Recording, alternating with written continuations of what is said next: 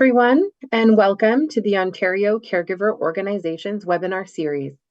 These webinars bring together caregivers and subject matter experts to explore topics of interest to caregivers. We do this to support and engage chosen family, friends, and neighbors who are caring for someone. I'm Felicia Hart, and I will be your moderator for today. But before we begin, I'd like to take a moment to reflect on the land that we are on today. While we meet on a virtual platform, let's take a moment to acknowledge the importance of the land which we all call home. I'm joining you from Clarington, Ontario, which is situated within the traditional and treaty territory of the Mississauga and Chippewa of the Anishinaabe, known today as the Williams Treaties First Nations.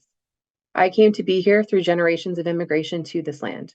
At the OCO, we are working to better understand how we can be meaningful allies and support the recommendations from the Truth and Reconciliation Commission.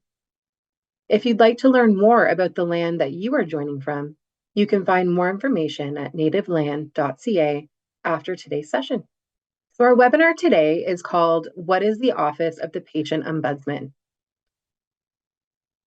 I'm very excited to say that our presenter is Craig Thompson. Craig was appointed Patient Ombudsman in 2021, having first served as the Executive Director since 2017. Craig has more than 30 years of leadership experience working for public and private organizations in healthcare, design sciences, and communications.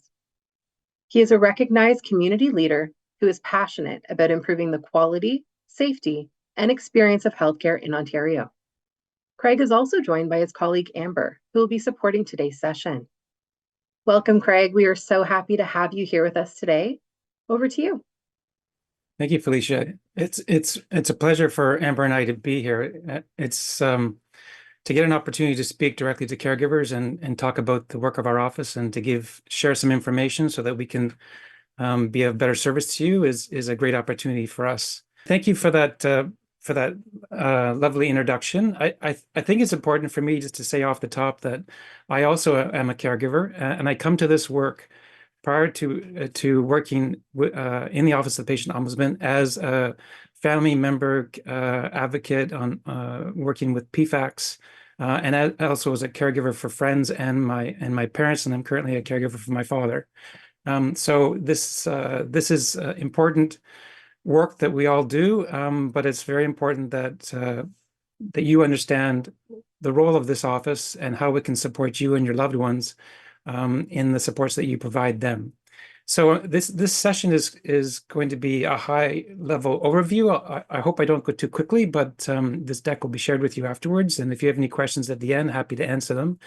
It's titled Better Experiences, Better Healthcare, because that is fundamentally what we feel is the value that an ombudsman office can offer the Ontario healthcare system. Is healthcare is a series of experiences that we have with healthcare organizations and providers, and the better that experience can be, the better the healthcare will be. And so that is fundamentally the work that we do in the Office of the Patient Ombudsman, and hopefully you'll get a little bit more of an understanding of what that is after my session today.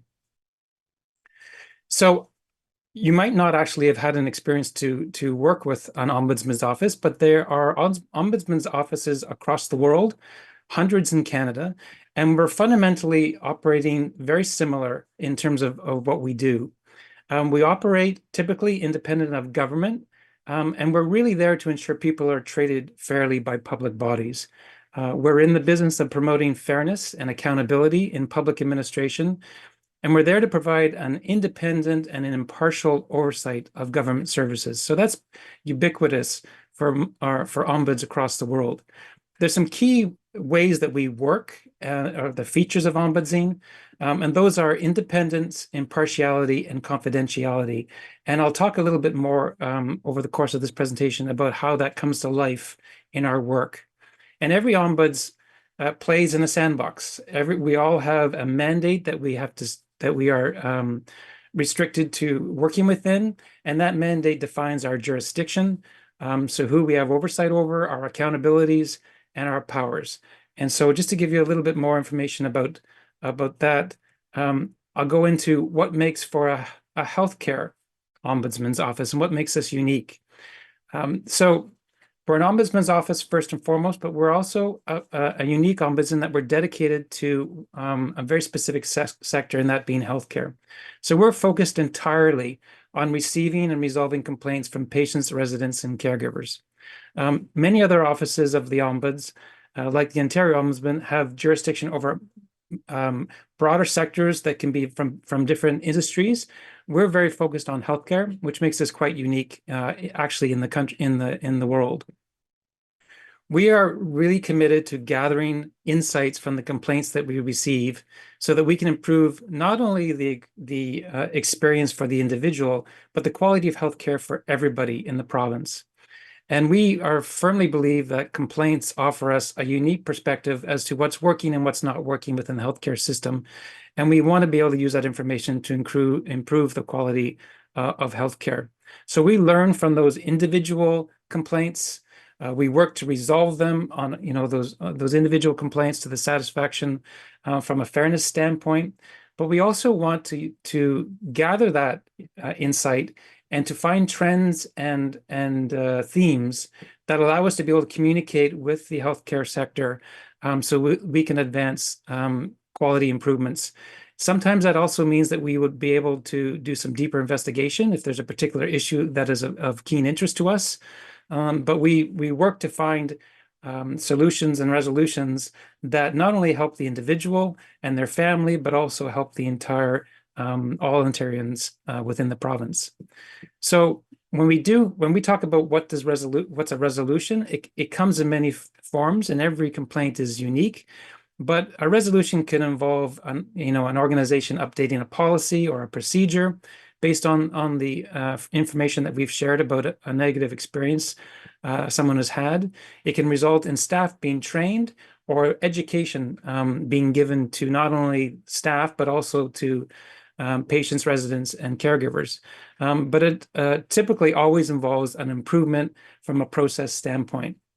And as I said, we often will do investigations that make more formal recommendations, and those investigations are intended to allow us to really move the needle on more systemic or broad change across the healthcare system.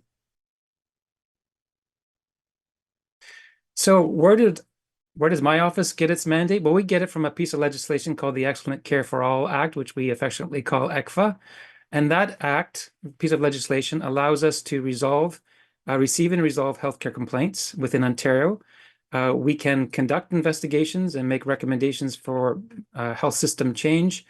And we are there to serve as an office of last resort. And I'll go a little bit more into what that means. But fundamentally, the vision for this office is that there will be a healthcare system where everyone is treated fairly. And that is really the end goal for the work that we're doing. How we do that is our mission, and we do that by resolving healthcare complaints. We do that by sharing information that we learn from those complaints and making recommendations to improve the healthcare experience for everyone.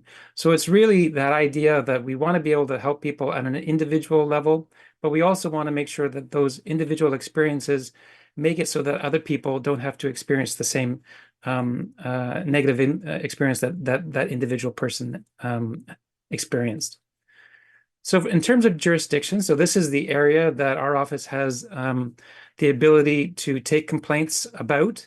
It's quite a large part of the healthcare system. It involves all public hospitals, of which there are 140, operating 300 sites, including psychiatric hospitals. It involves all long-term care homes operating in the province, of which there are 630 and change not-for-profit, for-profit, municipal homes in the province, representing 80,000 beds and growing. It also includes home and community care and the supports that the HCCSS organizations provide to and other community agencies that provide those home care services. Of note of that particular jurisdiction, we have jurisdiction over the placement into long-term care process that HCCSS facilitates. So that's a very important element of that sector. And we have also just recently been given jurisdiction over the 900 and growing community surgical and diagnostic centers. And that happened through a piece of legislation in September of last year. And we are just in the process of onboarding that sector, or beginning to take complaints. So I can't report on that sector currently, but we will be reporting in our next annual report. So I mentioned that we are an office of last resort, and this is something that all ombuds function as. And it really just makes sure that we're the right organization at the right time to take a complaint. And so when we get a complaint, we'll be looking to see if that complaint has already been raised with the health sector organization where the problem occurred. And that makes sense on many levels, because we also know that the best resolutions occur when you're dealing with the organization that you have the relationship with, or the care team and provider that you have the relationship. So we don't want to insert ourselves into that process too early, because that will, that would not actually help the relationship at all. So ideally, the complaint has already been raised, and that health sector organization knows about it and has had a fair chance to try to resolve it before we would get involved. We also, we must stay within our lane, within our mandate. And one of the areas that we do not have jurisdiction is over regulated healthcare professionals, and particularly their clinical decision-making or professional conduct. And so we're talking here about doctors, nurses, occupational therapists, and the like. If it's a complaint about that, and it's solely about their clinical judgment or their professional conduct, then we would make a referral to the regulatory college that licenses their profession. And so we would provide the information of which college that you need to contact, what's the phone number, what's the address, and share information about how best to do that. And then that complaint would then be best taken up by that regulatory college. And the other element that we look at, if a complaint comes to us and it has already been reviewed by another oversight body, so let's say the coroner is looking into it, or public health, and so forth, and so we don't step on each other's toes, we would take a pause and not take that complaint until that process had run its course. It also includes if someone had, as part of trying to get to a resolution with their complaint, initiated a legal proceeding. So if they've initiated a lawsuit, then again, we would stand down on that complaint and let that other process run its course before we got involved. Having said all that about what it means to be an office of last resort, we know that complaints are complex. We know that there's no, when you begin your healthcare journey, if I can call it that, it can start in primary care, which is not jurisdictional to us, but then it could end up in acute care, like a hospital, which is jurisdictional to us. We want to make sure that we understand the full story of what's happened to you or your loved one in terms of your complaints. So we'll listen to the entire complaint, and then we'll begin to understand better how best we can help. And if we're not in the best position to help, we will refer you to the organizations that can. So a little bit about what we do and what we don't do in our office. So as I said, we receive complaints about negative healthcare experiences, and we try to resolve them. That's fundamentally the biggest portion of the work that we do. And that, again, we try to find resolutions at that individual level, and then try to gain insight so that we can learn more about them. As I said, we operate and act independent and impartially in a confidential matter, recognizing that we're sharing personal health information, so confidentiality and privacy is very important. You'll hear me talk a lot about the concept of fairness, and I'll in a later slide, I'll talk a little bit about how we think about fairness and how that is an underpinning about how we get to a resolution. As always, because we're working with personal health information, we would ask for your consent before we would share anything with an organization as part of our resolution process. It's very important that you understand how your information is being used that you've shared with us in confidence.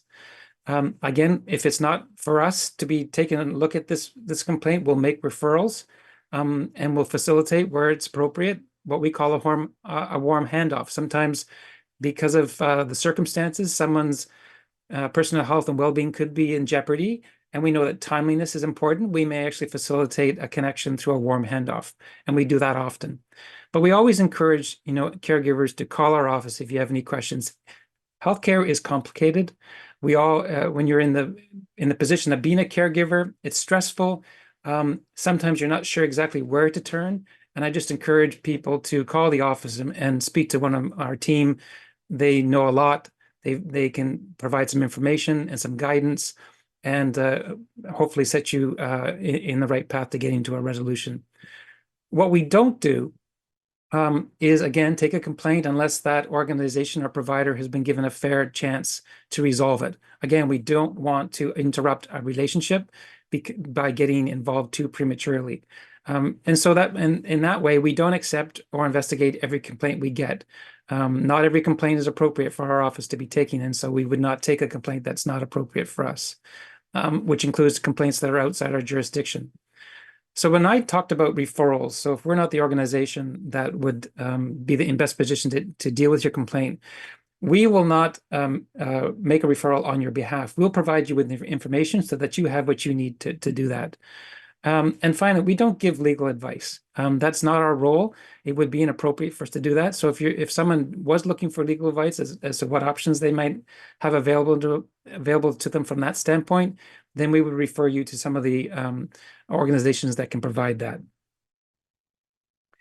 We also have a service charter which lays out the expectations you can have of us as a service provider, as a service organization in our dealings with you. But we also have some expectations of not only the people that come to us with a complaint, but also the health sector organizations we deal with. So just a couple of those points would be, we want to make the service as easy as possible to access. So we're always looking to improve. So if anything about our interactions with you could be improved, we would love to know about how to do that. We respect everyone's experience. And as I said earlier, we want to know the experience from the beginning to the end so that we can understand whether we are the correct organization, and so that we fully understand what's happened. We also are seeking a fair resolution to your complaint. And what fair resolution means is, in our judgment, when we can get to a point where we feel that it's fair to both the complainant and the health sector organization, that is a fair resolution. Our office is not an advocate for patients, residents, or caregivers. We're also not an advocate for the health sector organizations or the providers. We are unbiased and impartial, and so we work to find a resolution that's fair for everybody. What we expect from the organizations and the individuals that come to us is that you'll share all the facts and information that you have so that we can understand better what the situation is. Recognize that we are impartial and that we're looking for fairness on all sides. So if someone is looking for us to be able to advocate on a particular position, that is not our role. We are advocates for fairness from all sides. We're looking for you to, if there's something that we're not explaining appropriately, we'd like you to raise it with us and ask questions of us so that we can resolve it. And again, if there's something that we can do to improve the experience that you're having with our organization, then we would expect that you would raise that so that we can do better. So as I mentioned, we want to make it as easy as possible to contact our office and to work with our team. And so there's many ways to get to the Office of the Patient Ombudsman. Obviously, you can call our office. There's a 1-800 number and a local Toronto number that you can call us and speak to one of our team that's on our call center phones. You can also come to our website, of which there is a online complaints form that you can submit. It's in both English and French for our Francophone community members to be able to submit that complaint online, which is sometimes easier for some. But you can also access us through mail, in person by appointment. You can fax for those who are still using fax, and there is certainly some organizations that continue to use fax. English and French speaking staff. We have resources in 22 languages and growing. We offer obviously simultaneous translation services for languages beyond English and French. And we have our resources translated in 6 Indigenous languages. So there's more work here to always do to make this an accessible service, but we try to make it as easy as we can for you to access our services and talk to our team. So I talked a little bit about, the information that we gather from complaints. For us, that's really rich insight that the healthcare sector needs to know about. Because complaints, I often say people complain about what's important. And so it's important for us to understand what that is and be able to communicate it in a way that the health sector can make use of it.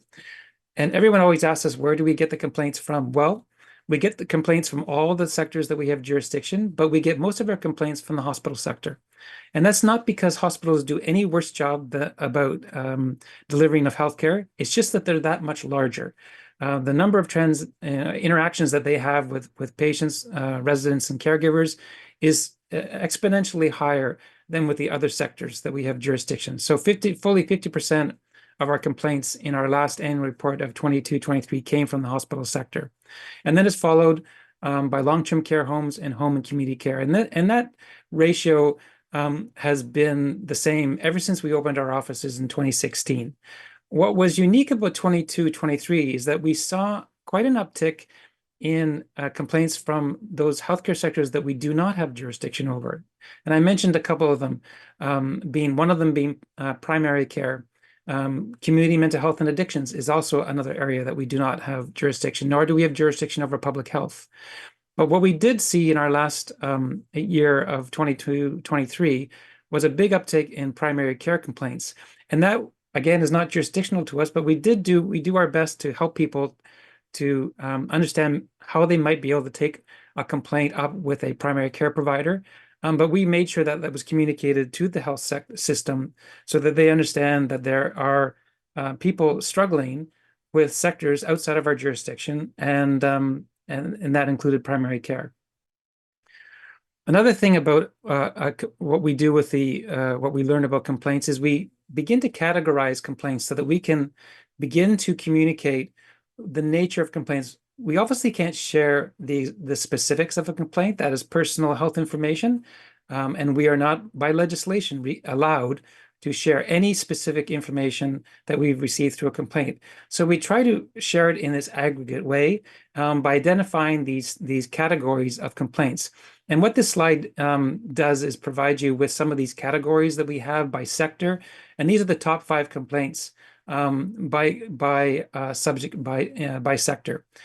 What you'll see, and there's a lot in this slide, but I'll just point out a few interesting things, is you'll see quality of care is in the top 5 for all 3 sectors that we have jurisdiction. That is, we would expect to see that because ultimately the delivery of healthcare quality is very important. So the quality of care of healthcare delivery is number 1, typically, or at least in the top 5 of our complaints. But another one that has been there ever since we opened our office is communications. And I think that's intuitive for all of us. We know that healthcare is a communications business. And when communications break down, then you're not getting good healthcare delivery. And so communications is always in the top 5.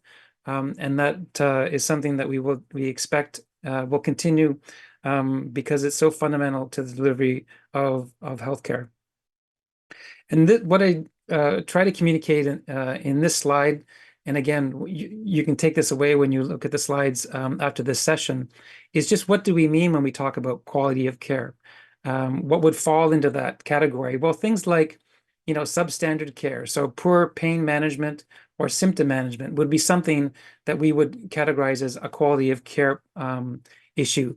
Or if someone, or if the provider or the organization does not have a good skin care or wound management program in place, particularly like in long-term care, that would be a quality of care issue. When we're talking about staffing, resources, and services type complaints, that's inadequate staffing levels. There's just not enough staff to actually provide the care, the quality of care that is expected, that there's not appropriate services available, or the resources are not available, or medical supplies aren't available. So that would be something that we would see in that category. And then under the sensitivity, caring, courtesy, and respect subject, it could be uncaring behavior or attitude by the providers, a lack of cultural sensitivity for the people in their care, inappropriate contact, rudeness, lack of attention. That's what would fall into that category. We have dozens of categories that we report in our annual report, and that's where we draw the themes and decide what we need to talk about and what we might need to do a more in-depth investigation into. And I'm just going to touch on this fairness triangle concept because fairness is fundamental to how an ombudsman looks at a complaint. And really, this is a way for us to take a complaint and break it down into its component parts so that we can begin to understand what's happened and maybe where the problem has occurred. And then it also allows us to have a conversation with the healthcare organization that we're going to have to deal with to get to a resolution. And there's really three elements to fairness from the standpoint of an ombuds office. We look at what we call substantive fairness. So what was decided, how decisions are being made, what's the policy that was being used to make that decision. We look at procedural, so process, how was it decided? Was there an opportunity for people to ask questions? Did I get time to reflect on what I've been told as part of the process? So that's more of the processy type issues that can arise. And then finally, one of the things that we feel is really fundamental to delivery, particularly of healthcare, is the relational piece, just how people were treated. This is very much a hands-on interaction that's occurring between a patient and their provider, or a resident and their provider. And we know that relational piece is very important. So that's just a way that using this construct of the fairness triangle is a way for us to begin to give some structure to a complaint so that we can have that conversation. And in this complaint case today, it's really just to try to tell a bit of a story as to what an interaction with our office could look like. And so this is obviously a story that is an aggregate of many different stories and complaints that have come to our office. It's not anyone specifically because we don't, again, share individual stories. But in this circumstance, a caregiver contacted our office with multiple concerns about the personal support services being provided to her husband. Her husband was partially paralyzed as a result of a stroke and required assistance with most activities of daily living. In this situation, the caregiver was concerned that the HCCSS wanted to reassess her husband to reduce the approved hours. So this is actually a very typical type complaint or concern. The couple had also experienced frequent challenges with missed visits, untrained staff, and difficult communicating with the HCCSS. So when we got involved with this complaint, recognizing that this complainant had already tried to have this resolved with the provider, this case was assigned to an early resolution specialist, which is the frontline member of our team that deals with complaints and complainants. They arranged for a video conference with the patient, his wife, and the HCCSS leadership so that the couple could share their experience and help to rebuild that relationship. The HCCSS, on reflection, apologized for the experience that the couple was having and offered a plan to facilitate better communication and more stable services. And they also, a reassessment date was agreed upon by all. And then we were able to provide that caregiver with information about what is called SSARB, the Health Services Appeal Review Board, in case at the end of that assessment, they still weren't satisfied with how that assessment went. And that would be the appropriate oversight body to be able to look at those reassessment of hours. So that's very quickly just kind of a typical scenario that would come to our office, but there is really no typical complaint. And I just encourage you to always know that you can call the office if you have a question, and our team would be more than happy to be able to provide some feedback and some advice and to share some information to get you to the organization that's most appropriate to give you assistance. So I know that's been very quick. I've covered a lot of territory in a very little bit of time, but I leave you with the slide with some contact information, and now I'll pass it back for some opportunity for some questions and answers. Thank you so much, Craig. We really appreciate you taking the time today to walk through this with us. And thank you to everyone for being so active in the chat. Amber's been answering questions in real time, but we definitely have some good things to bring forward for our Q&A. But again, thank you so much for walking us through. One thing that I really appreciated was your explanation of that process of resolution, like where to start with the service that you're already in, and then when to come to your office to really look at how you could be supportive. I think it's also nice for people to know that even if you can't step in at that time or in that specific space that a person is facing some challenges, that you will have some ideas at your office for who they can go to, who can help them. So that was really helpful. Thank you. I'm going to pull up some questions that have been coming up from everyone. And again, everyone, we're going to do our best to get to everything. I'd also encourage you to read over the chat too. As I mentioned, Amber's been in there answering a lot of your questions. Thank you so much, Amber. So one thing that came up a lot actually just through conversation here, and I thought maybe we could clarify for folks when regarding mental health and addictions, when you were talking about where you don't have jurisdiction, I think one point of clarification that would be helpful for people is if someone is faced with a condition under mental health or addictions and they're in hospital and there is a concern, they can still come to the ombudsman in that way, right? Like if the issue was in Absolutely. hospital. Yeah. So maybe I'll clarify that a little bit. When I refer to, from a sectorial standpoint, community mental health and addictions, those are community-based community mental health and addictions organizations funded by the government. So if your complaint is involving one of those organizations, so these are organizations that we've all have experienced, where they provide housing supports or psychosocial supports for people in the community. Many of those organizations are not within the jurisdiction of my office, and they're actually not within the jurisdiction of any ombuds office, including the Ontario Ombudsman. So we've identified that as a gap in oversight. But to your point, we have jurisdiction over hospitals. We have jurisdiction over many other sectors, and obviously, as part of that, mental health and addictions could be an element of the care that's being provided. That is certainly within our jurisdiction. But in those circumstances, again, where you're not sure if the organization that you're dealing with falls within our jurisdiction, I still encourage you to call our office, and we'll be able to. If it's not our jurisdiction, we certainly can share some information. Sometimes that includes some contact information, maybe for the executive director of that organization or the office manager, who can take that complaint. But we'll do our best to help.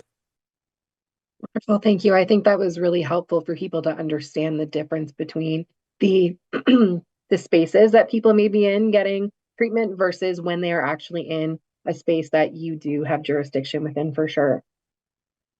The other thing coming up here is what the timeline might look like. So, for instance, the case example that you provided that went over some things that you do hear of regularly from caregivers. How long do you think people would expect, like ballpark, what that might look like from the time when they connect with your office to the time that they may be looking at a resolution of some kind? And it's a good question, but it's not really a question I can answer with any kind of clarity, because every complaint, as you can imagine, is unique. And one of the things that we know, timeliness is really important to a good resolution. Fundamentally, fairness is based on timeliness. So we are always working as quickly as we can to get to some resolution. But there's many elements with a complaint that will affect the timeline. But what we commit to is, when you come to our office and with a complaint, we will acknowledge that complaint usually within the first a day, 2 days tops, so that we've got the complaint, and then we will begin the process of trying to understand what that complaint is about. We know, because it's healthcare, and that's what's unique about a healthcare ombuds, is that people will come to us where timeliness is not just important, it's essential, because their health and well-being could be in jeopardy based on a particular situation they find themselves in. And so that's in the hospital vernacular, they call that the triage process. We do the same thing. So our team, we have a very qualified team. Some of us come from healthcare, clinical side as well. And we will look at those complaints immediately to see if there's a situation where we have to work very quickly to try to understand what's going on, because someone's health and well-being could be at a factor. So that happens with every complaint that comes to our office, and we get upwards of 5,000 complaints a year. That's very important. At that point, then it becomes really based on the complaint, because you can imagine there's a lot of sharing information. Sometimes people are comfortable to share through the online form pretty much the elements of the complaint. Sometimes we have to make a phone call and talk a little bit through that. That takes time. Then we have to talk to the health sector organization. All that back and forth takes time and is different for everybody. It also, we're accommodating everyone's unique circumstances always. Sometimes people would like us to communicate only by letters or through email, or through phone or through video chat. So we are always accommodating in that way, and that affects the timeline. So I know that's not a great answer. Based on our statistics of late, we are seeing most of our get to some resolution within 90 to 120 days with a complaint. But I would not want to say that that is some sort of benchmark that you can expect. Some complaints, to be honest, can go on much, much longer because they're much more complicated, and there's a lot of different elements that we're working through. Thank you. I actually do think that's a really helpful response because it's an honest one. And I think it helps give people the perspective of what your office is trying to work through, which with each unique experience. And also understanding the methods of communication too is something that I think a lot of people wouldn't think about. So thank you for going over that with us. Now I'm going to try to group. We're getting a lot of questions in the chat now. You've really stimulated discussion here. So I'm going to try and group these together as we work through. I'm going to start with a super general one that's come up a couple of times. People are curious how your office is funded. We are funded by the Ministry of Health. So we receive 100% of our funding through the Ministry of Health. It's through our legislation, the Excellent Care for All Act, that while we are funded by the Ministry of Health, we act as independent of government. And so that independent piece that I mentioned as part of my talk comes from our legislation, but it also comes from how our office operates. So we have full autonomy. Myself, as the appointed patient ombudsman, has full autonomy to decide what complaints we will go forward with, what we will investigate, and what our recommendations will be. And obviously, we have an accountability to the government in terms of how we spend money, and that we are meeting the mandate that the legislation requires of us, but we act independent of government and have full autonomy to be able to do the work that we do. Thank you for that. So there's also some more questions around jurisdiction, and I think people are just trying to figure out, should I call? Like, is this the appropriate one? Or could I get an answer today as to where I should be headed? So are you okay if we talk a little more about some Certainly. jurisdiction pieces? Yeah.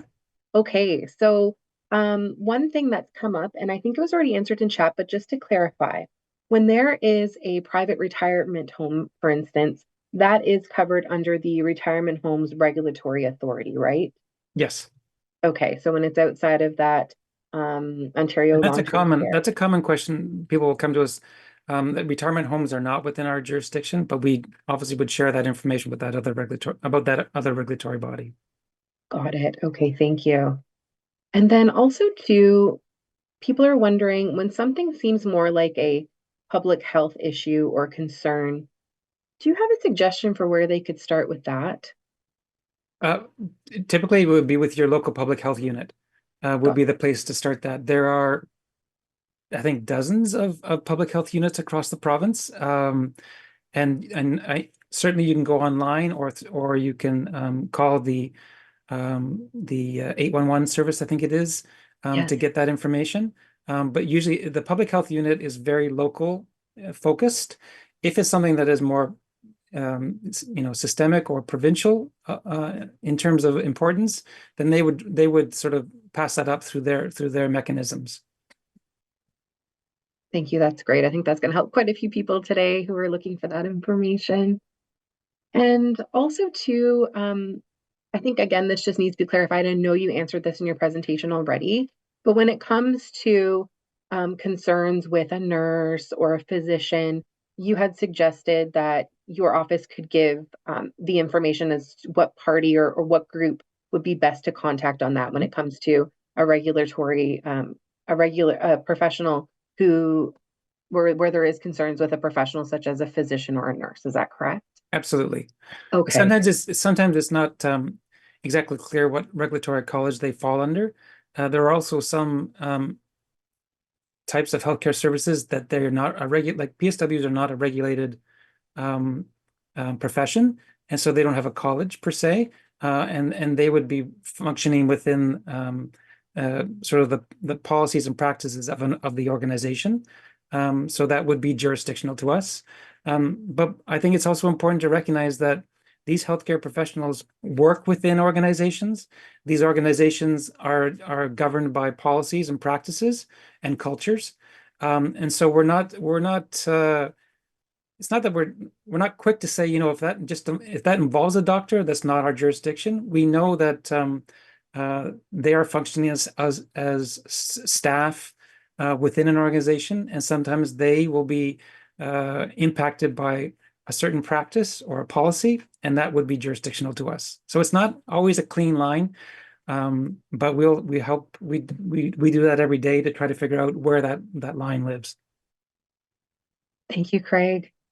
So, shifting gears a little bit now and thinking more about the patient, the individual who might be coming forward to your office for support, do you have any examples or could help us understand what would happen if the patient or the individual coming forward with a complaint has moderate cognitive decline, which could include memory issues or just in general having some different cognitive experiences? Like, how is there any difference there as to how you would work or what support might be needed as you support someone coming forward with a cognitive decline of some kind? Absolutely. I mean, you can recognize, because we work with healthcare and we're working with caregivers, patients, and residents that are either supporting a loved one or involved in the healthcare system themselves. Everyone's arriving to our office in different places.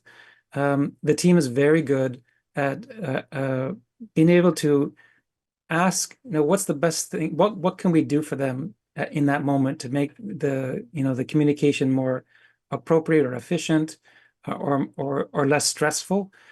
So the team is very experienced and highly trained to be able to recognize that and to ask, to make those to ask what's going to work for you, to be able to communicate with our office, to be able to share the information that you need to with us, so that we can make a fair determination about what the problem is. So that, it all comes under that, I guess, that umbrella of accommodations. But I think, in speaking purely as a caregiver myself, we're not at our best always when we're coming to organizations like ours. And we also typically don't like to complain. So it's not always the easiest thing to talk about. And so we recognize that, we share that sense of the challenges that happens with coming to an office like ours, and we do our best to accommodate it. We also know that fluctuates day by day. We often will say to a complainant, if this is not a good time, can we book another time? And we'll, could be later in the day, could be tomorrow. It could also be through a different modality. It could be just through email. It could be just through writing. We know that it's everything can be a barrier for people. Even talking about a complaint and relaying the specifics is not always easy to put to paper. And so we often have situations where the team will listen and try to capture as best we can verbally what we've heard, and then we will share that back with the individual to make sure we got it right. So it's just part of the work that we do. And we recognize that we're all not at our best, and we'll do whatever we can to try to make it work. That's such a valid point because, of course, when we're working through this and we're trying to support someone as a caregiver, it can feel so overwhelming. And also, too, earlier when you were talking about how you work through the facts and you try to get to that truth and you're thinking about that fairness piece for both sides, I think having someone that can listen and make sense of what's going on is so helpful too. And that can be a very supportive process for sure. Um, the other thing that people are asking about, and this I think kind of weighs in on that accommodations piece a little bit too that you were just talking about. What does that process look like when you're keeping in touch with the person that's come forward with a complaint? So would they receive some updates along the way? I know you mentioned before people have different ways they like to receive communications, for instance, by letter. So would they kind of be tracked and then provided with updates as things move forward? Yes, so communications, as I mentioned, is the number one complaint in the sectors that we deal with. So for us, communications is highly important. We want to make sure that you know where you are in our process. We do have a process. And part of the initial communication with our early resolution specialists will be for us to tell you what that process is, and where how long it might take and what you can expect in terms of our communication with you. We are always improving our ability to be able to make sure that we are communicating in the way that is most appropriate for the individual. And again, that can be an email that just says, this is where we're at. It could be a phone call. It could be a voicemail that we just leave. Some people don't even want to talk to us, but we'll leave voicemails. But we'll be working our best to try to keep you abreast of what's happening. There's always the other side to this coin too, which is the health sector organizations. So typically there's a back and forth. We do a little bit of we're always going between the two. And if there's something that's holding up getting information from a provider or a health sector organization, we will do our best to communicate that to the complainant. Say, we were hoping that we would be further along than we are. We've got a bit of an issue with getting this information, but we try to share as much as we can with everybody as to where we are in the process. But we always ask and make that offer right off the top. And this is both sides for the health or the organization and the individual. If you don't know where we're at and you're concerned that maybe somehow it's fallen off the rails, please give us a call. And the person who's been assigned your case will be more than happy to give you an update. Great. I think that definitely clears that up for folks. Also wondering too, there's been a question around, could an organization choose not to be a part of the process and not communicate with your office? I think there's probably two parts to that, if I could. So Please. they cannot choose not to engage with our office. So we are, by legislation, I mentioned that we get certain powers as an office, and the power is that if we call, they have to take our call and they have to engage with us. And so that is not an option. If you're within our jurisdiction, then you are required to engage with our office and our team until we're satisfied that we've reached the end of our process. And that's always our determination until we're satisfied. When we do make recommendations which are more formal recommendations within the context of investigations, we cannot compel organizations to do things. So we can't compel them to do a particular piece of training that we've recommended, to change a process that we've identified as a problem. But that's common for all ombuds across the world, is the inability to compel.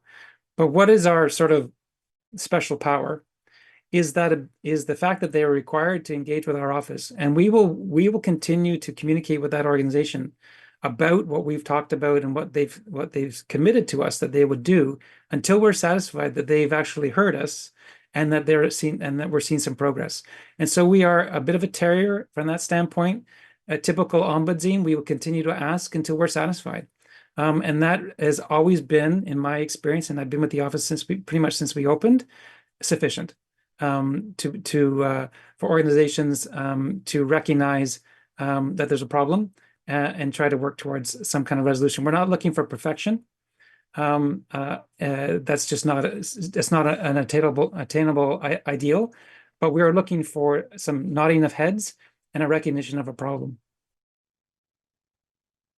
And that can make all the world of difference, especially when you feel like you're just one piece and all these different moving parts and in various organizations and health settings. So definitely thank you. And we're seeing some comments here in the chat saying that this is so informative and people are really appreciating you answering these questions. I do want to do one thing before we kind of soon finish off, because just based on the questions coming up, let's do a recap of jurisdiction once again. And if you don't mind, I'm going to try to put this back out from what I've learned today too. So for your office, we're looking at public hospitals, long-term care, home and community care, and some diagnostic centers. Is that correct? Actually, it's all of All? the community surgical and diagnostic centers in the province, which is 900 and growing, are within the jurisdiction of this office.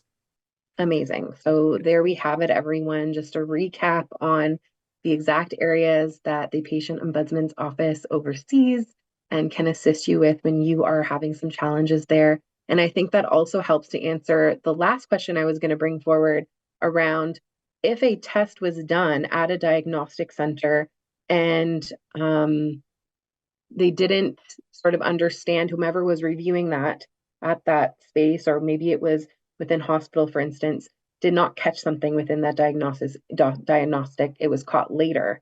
That still something that, and then it led to a health issue. Is that still something that people could come to your office about if they felt that there wasn't a resolution on the healthcare provider? Yes, because that's part of a process that would have occurred, and if there was a breakdown in a process, then that would be within the jurisdiction of our office. The actual, not to get too into the weeds, but if it's clinical judgment, so it's actually the one of the healthcare professionals has made a clinical decision that maybe needs, that is of concern. That is one of those situations that is under the regulatory college because they have the clinical background to be able to make a determination about that kind of decision. But to my earlier point, typically that happens within a process, it happens within an organization that is jurisdictional to us. And just one caveat I'll add about the home and community care sector piece. So we have jurisdiction over the HCCSSs and their coordination of home and community care. We do not have jurisdiction over the provider per se. It's a bit of a nuance of it, but I'll just end with if you have a question about home and community care and the service and the services that you've been provided, and you're not satisfied with how the HCCSS or the ministry has responded to your complaint, please call our office and we'll figure it out. Thank you. So I think for those of you, if you're still sitting on the fence, you're not quite sure what to do, you can still reach out to the office to see if this is a case that could be taken on and what that could look like for you and get some more information. Again, we're also going to send out an email after today. So you have the recording, you have different resources that have come forward even in today's discussion and have the opportunity to really walk through. So again, thank you, Craig. This has been so helpful for everyone, even for myself too. For many of us who are also providing services, this is really important for us to have a deep understanding of. And again, I thank you for being with us today and for bearing with us as we got through all of these questions as well. Your answers are so appreciated. And to all of you in today's session, I really hope you're walking away with some new information and some ideas of how you can get support as you care for others. Thank you, everyone. Thank you.